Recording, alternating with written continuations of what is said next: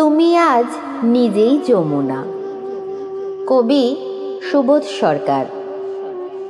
তোমার হাসির নিচে একটা হেমন্তকাল আছে, সেটাই তোমার বিষণ্ণতা, সেটাই তোমার অবদমন, সেটাই তোমার যশ ও জ্যোৎস্না, সেটাই তোমার হাহাকার ও হিস্টেরিয়া, সেটাই তোমার সেক্স আপেল।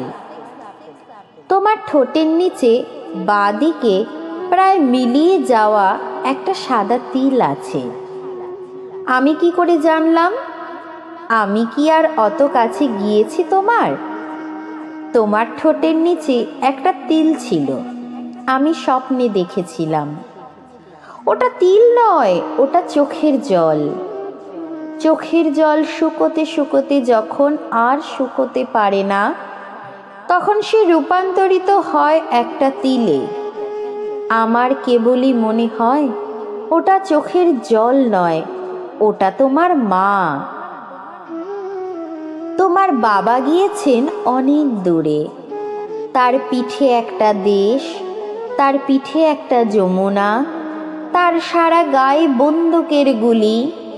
কিন্তু গুলি করে একটা লোককে মারা যায়, তোমার বাবাকে মারা যায় না। আজ রাস্তায় রাস্তায় নক্ষত্র ঝলমল করছে, আমি দেখতে পেলাম তোমার সারা শরীরে যমুনা। গভীর রাতে যখন কেউ কোথাও নেই, তখন তুমি সমস্ত গহনা খুলে নেমে গেলে যমুনার জলে। তোমাকে নিয়ে যমুনা উঠে গেল আকাশে।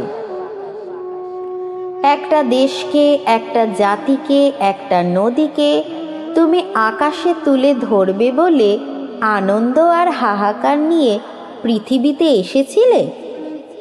কিন্তু যমুনা, দেখতে এসে দেখি তুমি আজ নিজেই যমুনা।